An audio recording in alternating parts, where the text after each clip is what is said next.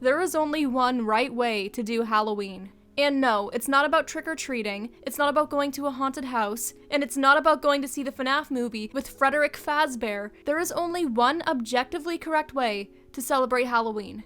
To have a marathon watching these 3 movies while consuming an ungodly amount of these cookies. No, but truly, these movies are something else. They stand out among the sea of films out there to be ones that people return to time and time again, especially at this time of year. And I think that it's no coincidence that so many of the most popular returning Halloween favorites are stop motion. This style works so well for autumn that you would think it was specifically tailor-made for this time of year. See, stop motion is able to create this perfect, grounded, realistic vibe and mix it effortlessly with the whimsical and otherworldly. It's able to haunt and create unease and dread, but simultaneously is able to calm and ground the viewers in a seamless way. I find the duality of the style to be beyond impressive. And while these movies are great for many reasons, it is undeniable that a huge part of their success comes down to the visually artistic decisions the creators made. So today we're going to be looking at just how stop motion is more than just another animation style, how it specifically is used as a tool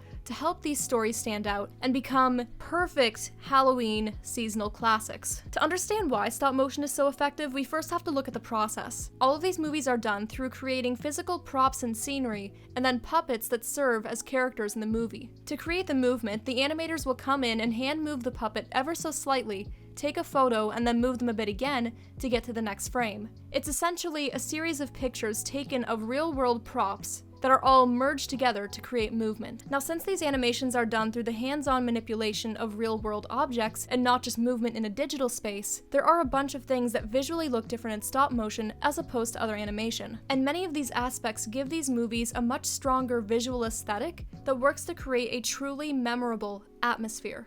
You can usually tell when a movie is stop motion at first glance because there's just something a bit off about the movement. Because of how the stop motion process works, you'll notice that everything moves a bit off, more disjointed, or choppy than digital animation. Across the frames, you'll notice multiple imperfections, with flickers of things being out of place, or the puppet will move in a way that's not so seamless. With other forms of animation, the creator can often go back to draw frames in between movement to make things more smooth. Key frames will be put in first, with the in-betweeners put in after. Stop motion doesn't get that. With stop motion, you have to animate the movement from start to finish. It's much harder to line things up perfectly. So you end up with scenes that have very small little inconsistencies all over, but they work together well to give it charm. What's interesting is that the choppiness of these movements often help characters look like they're in a state that's somewhere between dead and alive. So when we look at these characters, we see they're moving, they're talking, and they're expressing, so we conclude that surely they must be alive. But then, there's that slight choppiness to their movements and slowness at some parts, which signals something's off. It's not quite alive, it's not quite moving how the living do, which is why many people actually find stop motion to be incredibly creepy to watch. It's because it hits on the same phenomenon of Uncanny Valley. This confusion of not knowing how to categorize something that could potentially be something you should avoid creates uneasiness in the brain. It goes without saying that this aspect of stop motion immediately elevates it for making Halloween or spooky movies. For example, in Coraline, this greatly helps make the other mother, or the beldam, that much more unnerving. I mean, she's basically decaying before our eyes. She's frantic and scrappy with her attempts to get Coraline, and the slightly disjointed, ever so slightly rough movement elevates this. And this attribute applies to other moments in Coraline as well, but I think it's just important to talk about the other mother because it really works on her. Now, what's interesting is that Coraline is actually one of the smoother stop motions out there. If we look at The Nightmare Before Christmas, you'll notice that it's way less smooth, it's choppier, and it actually amazingly helps the story because, yes, while this movie is fun to watch, part of what makes it memorable is how uneasy and gritty the visuals feel at sometimes. Specifically, I think of Dr. Finkelstein. I mean, this guy, he's falling apart. Look at this dude. He is the Humpty Dumpty of humans. Is he human actually? I don't know. You know what he is? He's a mess. He is a mess. But the lack of smoothness makes him stand out so much more. He truly looks decrepit. And the little trick-or-treaters, the soulless creatures that they are, also get helped by this. And then of course there is the big man himself, Oogie Boogie. This movement really ties the whole character together, especially when you consider the fact that he's made of bugs. The movement of the bugs with him here is completely unstable, and it helps to create this feeling of anxiety and disgust. While again, the movement in stop motion isn't seamless, and it can do all the things I just mentioned, it can also have this interesting quality of being weightless and slow. While digital animation can pull this off, obviously, because it's so dynamic and you can create tons of things in the digital space, it's hard to capture in the way stop motion does it. Most digital movies you watch sort of follow the speed of things when it comes to physics, like objects will fall at about the same rate they should be falling. And if you make something move too slow or get it slightly off, it all looks horrible and unfinished. Disney runs multiple simulations for physics. Lots of studios do this, that's just a specific example. But in stop motion, this doesn't need to be as strict because of how it looks. It's an animation style that doesn't demand realism. The lack of weight in the movements and slowness of it all makes it feel more ghostly. In the opening musical number of Corpse Bride, you can witness that it seems the characters in the living world are floating about. It's very solemn feeling. A theme that's heavily enforced in this movie and recognized by a lot of people is that there's an attempt to convey the living world as more dead and sorrowful than the world of the dead. The dead are lively, and the living are deadish. Now, another great example in Corpse Bride is when we first meet Emily. The floaty, weightless movement comes off as gloomy and ethereal when Emily, Miss Corpse Bride herself, rolls over that hill chasing Victor in a "he's right behind me, isn't he?"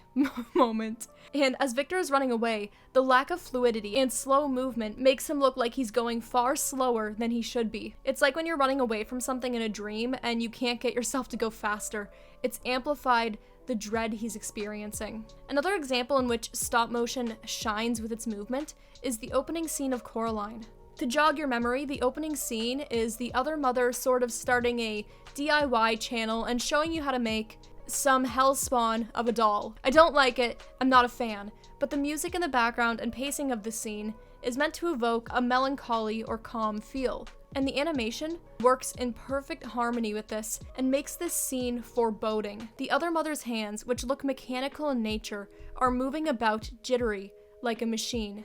Like something that is moving but is not quite alive. And the strings in the doll's eyes, the stuffing, the thread, all almost float in the air, falling down slowly.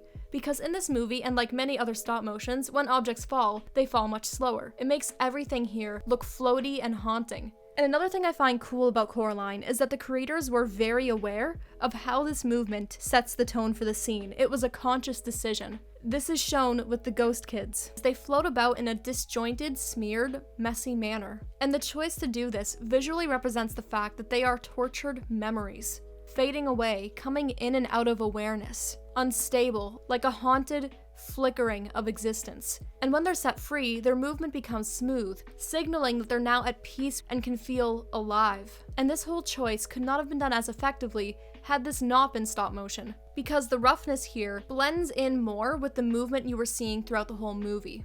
It blends in more with stop motion. Meanwhile, had the movements been smooth, it would have stuck out like a sore thumb and looked incomplete. Aside from the movement, another great part about stop motion is that it comes off as grounded. The thing about stop motion using puppets to represent characters means that the characters are far more stable and predictable in how they present.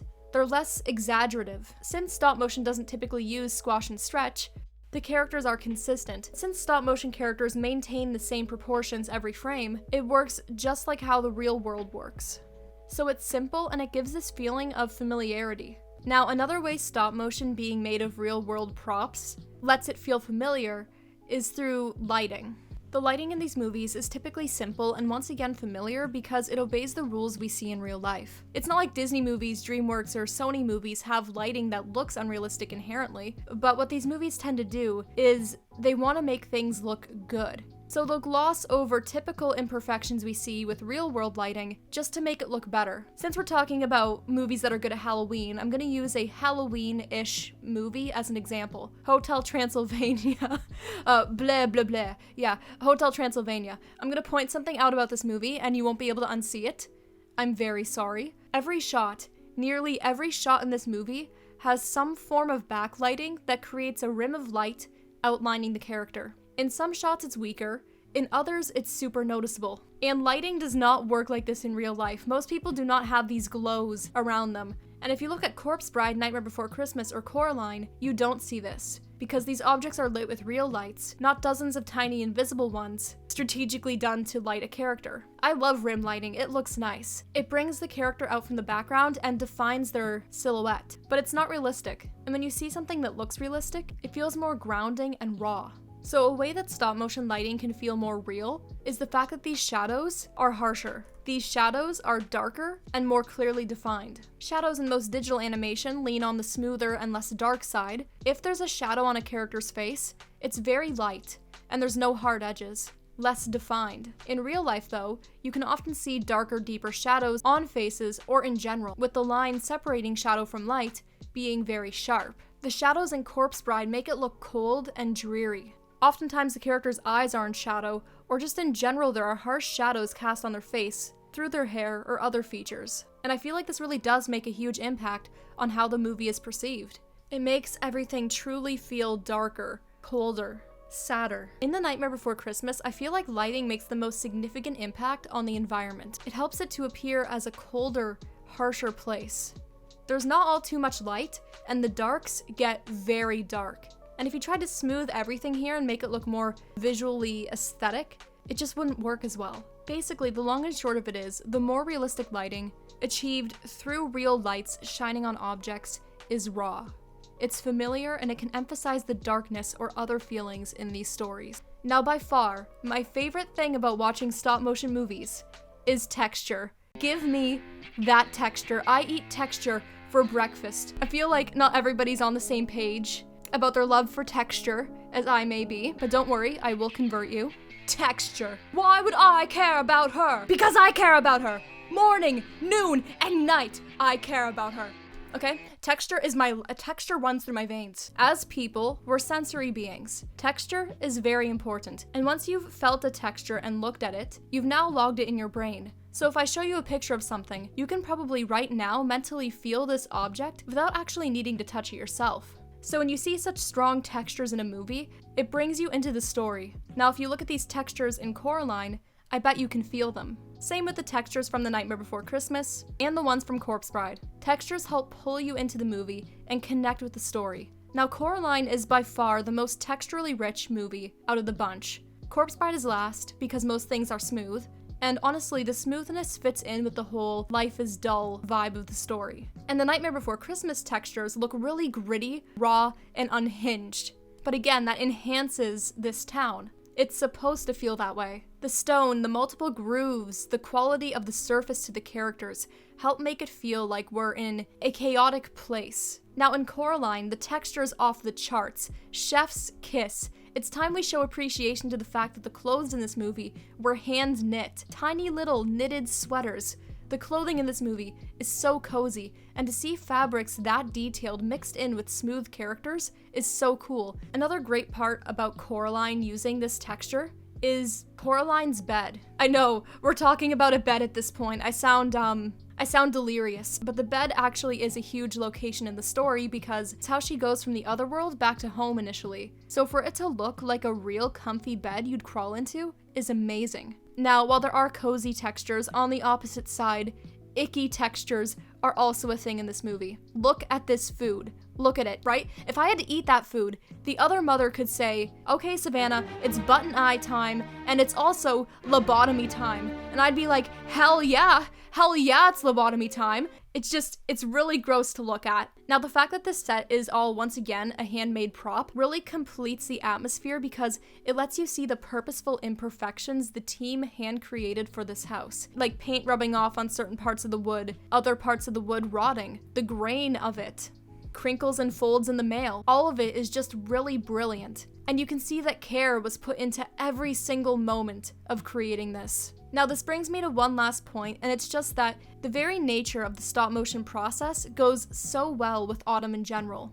In autumn, as we gear up for winter, we often engage in comfort-seeking cozy activities, or rustic things. Like a lot of people are obsessed with hands-on activities, going out to farms, picking apples, making dinner, doing stuff with leaves. A lot of what we're drawn to are the more simple, earthy colors and aesthetics, and things that take a more grounded, simplistic approach. And also, there's a great deal of craftsmanship and creative energy with the whole process of decorating for Halloween or choosing or making your Halloween costume. So because the season itself prioritizes itself both on imagination and craftsmanship, the animation style fits in with that so well. So to sum it all up, stop motion is an animation style that can just be used brilliantly, and the use of it in movies pertaining to spooky subjects, the creepy and the dreary, pull everything together so well. The movement, the lighting, the raw textures and models, as well as just the whole process behind it, tie into the season perfectly. And I believe that the stop motion movies we hold as beloved seasonal classics just wouldn't be nearly the same had they gone with any other style. There's an irreplaceable charm to these movies, and they create an experience that lingers in your mind long after you've watched them. Now, I know this type of video is not my normal content. Normally I'm criticizing things, and that's usually the lens I take, but what's really important to me is to take time to talk about what's going right occasionally, to appreciate the beauty in things, the small details. But yeah, thanks for getting to this point in the video. If you like what you see, feel free to stick around on the channel, leave a like or subscribe if you want. I also have social media, a second channel, and some merch. Thank you for watching, and have a great rest of your day.